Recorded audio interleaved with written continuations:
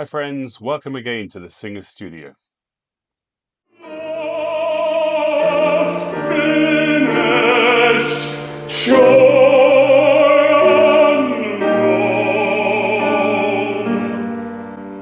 Hi there, welcome again to the Singer Studio.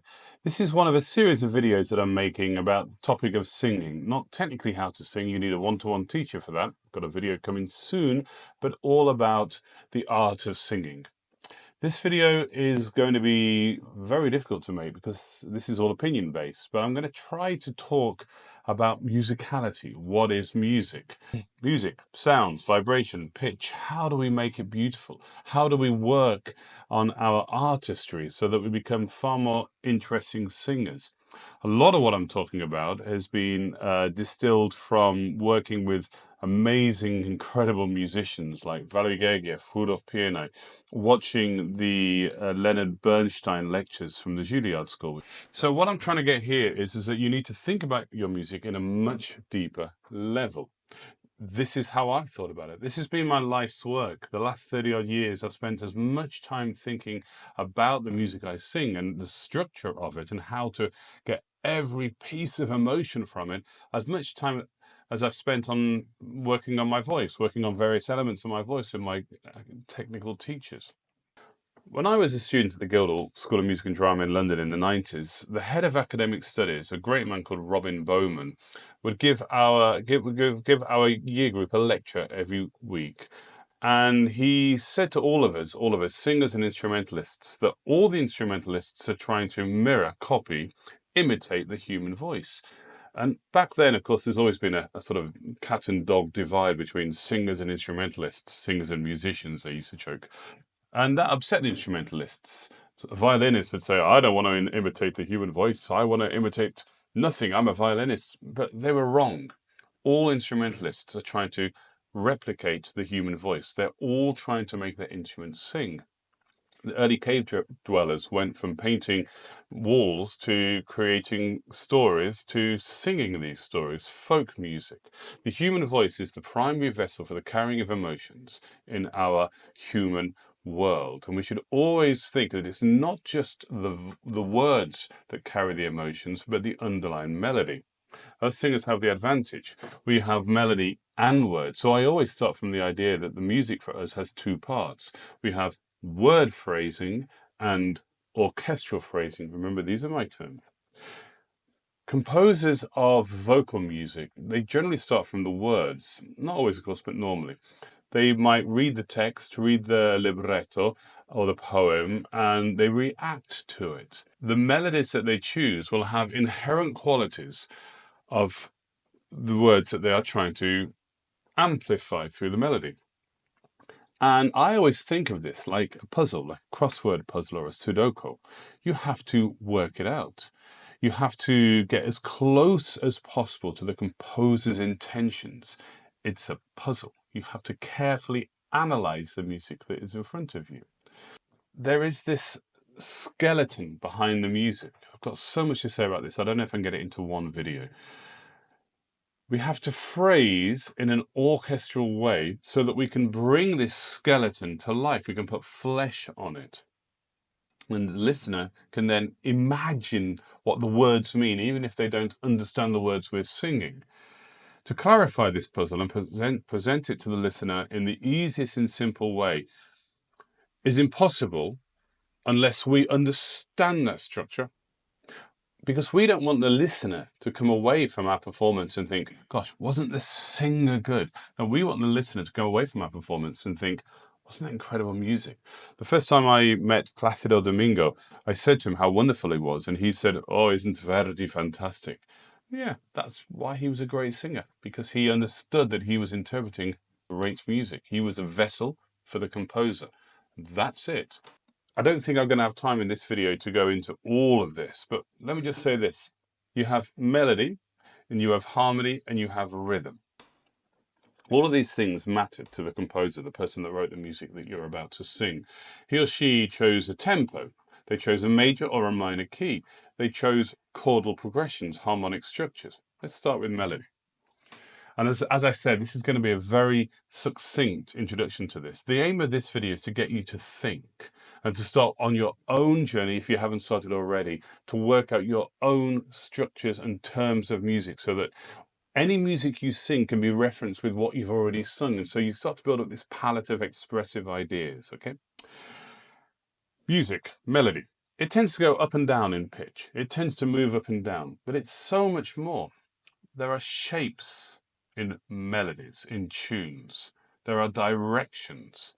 Music can go forward. It can have a driving forward pattern. It can have a pattern that sort of is halting, pulling you back. It can have a still, calm pattern when it seems to be in the same place. Melodies, this is again very general, melodies that tend to start low and go high tend to be positive melodies.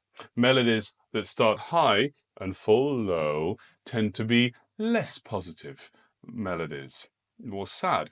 It's so obvious when you say it, isn't it? But Tammy, have you really thought of it in this way?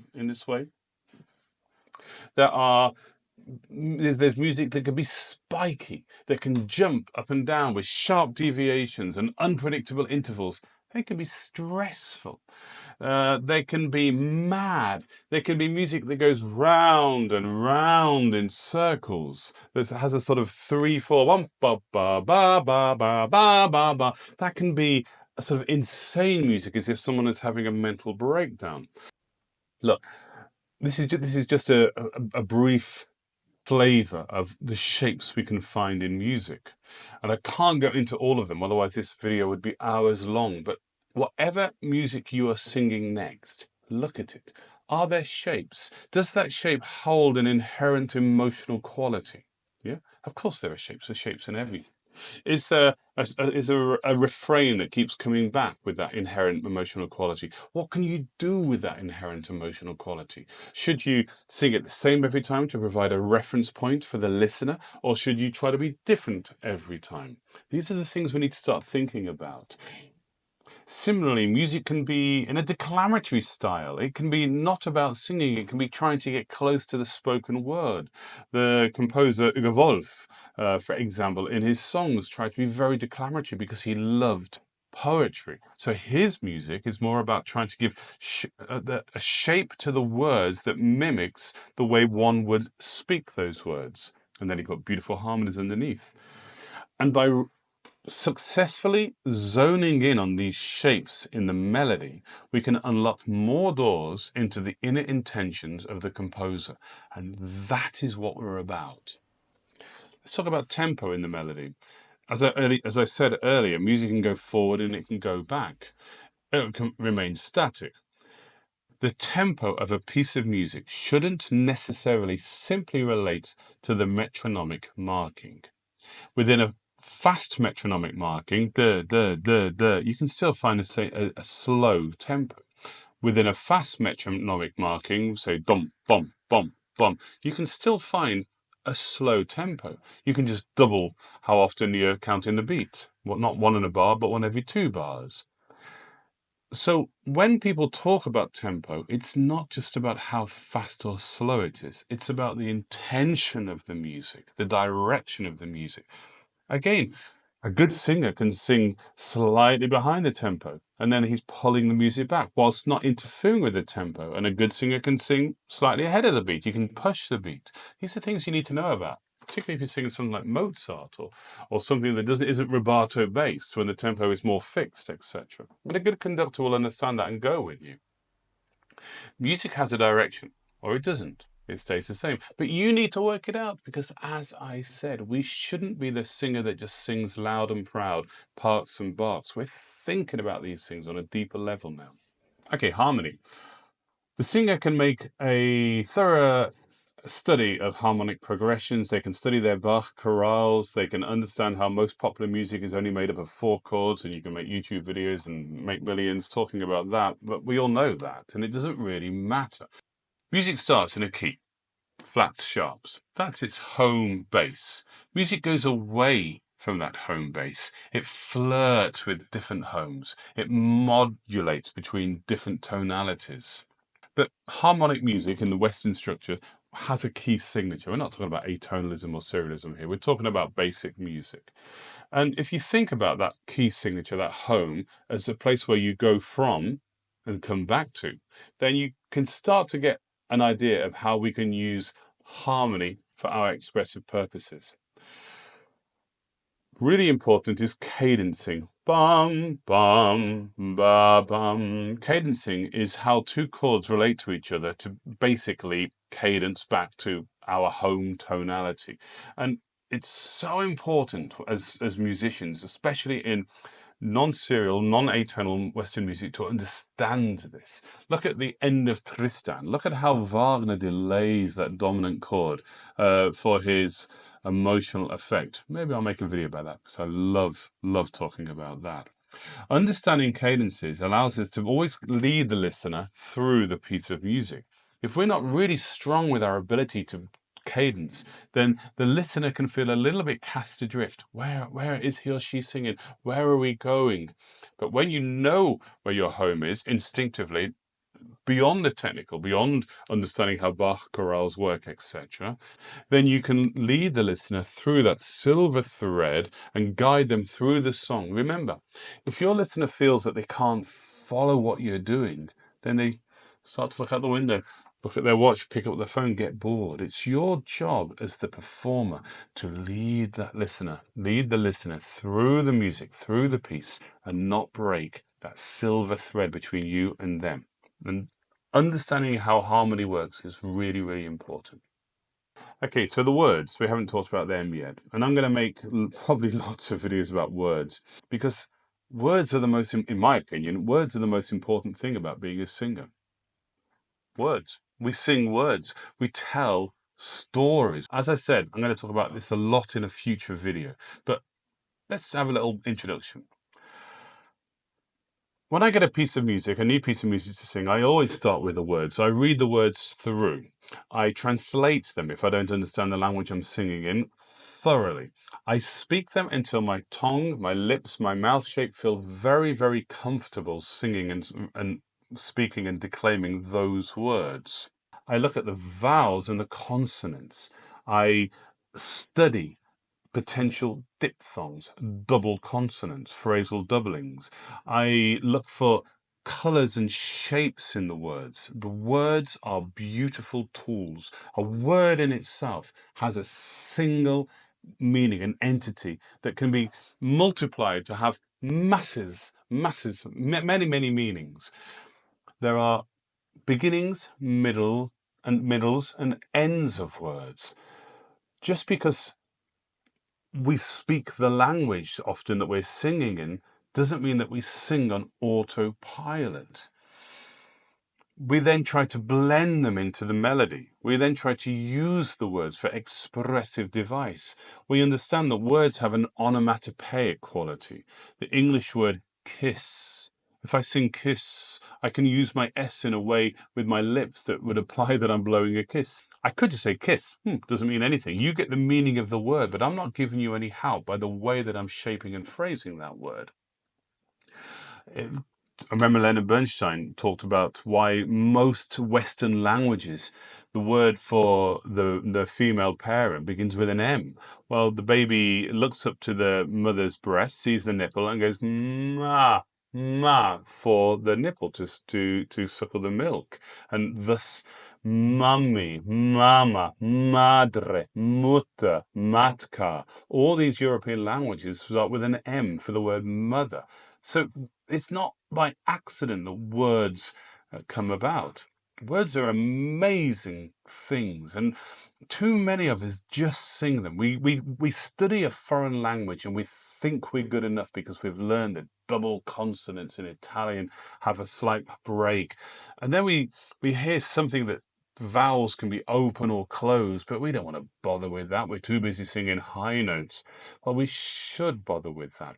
We should have an opinion on voiced consonants and unvoiced consonants. We should understand that singing on a voiced consonant can be a beautiful thing, and not singing on an unvoiced consonant can also be a beautiful thing. And if you didn't see what I did there, go and watch that bit again, because that's the point I'm trying to make. But as I said, I promise I will come back with another video about words because it's one of my absolute favorite topics about music. Just to say this, when you listen to music of any genre, really listen to how that singer is using the words. If you listen to a classical singer, are they savouring the words? If you listen to a musical theatre singer, are they attacking the words? Are they so vital with their enunciation? If you listen to a folk singer or a pop singer, how do they use their words? And if you could listen to them and not understand what they're saying, what would that mean to you? Are they talking to you? Are they telling you a story? Don't just be a passenger with any sort of music that you interact with, either listening or singing, but really, really analyze and study it, and particularly the words. Yeah? Start this journey. You have to be alive when you sing.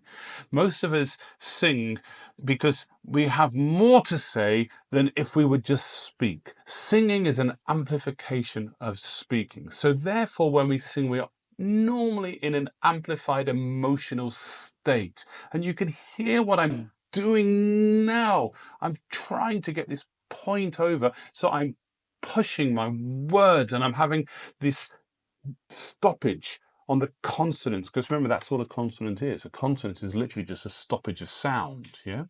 And so when we do sing in this emotional state, we have to give more emphasis to the words. Now, it isn't just about being a sort of like spitting out your consonants. Sometimes we soften the articulation, and that's also very beautiful. Yeah. But just be alive when you sing. Okay, I'm trying to make these videos not too long. I'm trying to make them short. And as I keep saying, I'm only throwing crumbs of ideas to you.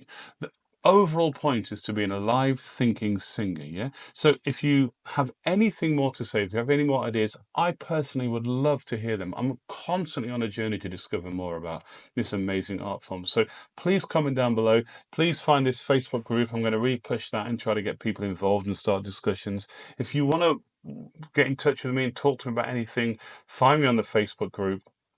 I should put my website on these videos as well, I suppose. I'm new to this. I'm learning. I'm only doing this because I really, really, really want to share this knowledge that I've been lucky enough to gain. I work so often now with younger singers, and I see them making mistakes. And in the professional atmosphere, you can't go to a young singer and say, you know what, you should be doing this. So these videos are a way for me to actually try to help you with the knowledge I've got. And maybe you can disagree completely with what I say. That's absolutely fine. This is all opinion based. But there's got to be some reason why I'm still being paid to sing, and very often and happily, after all these years. So thanks for watching.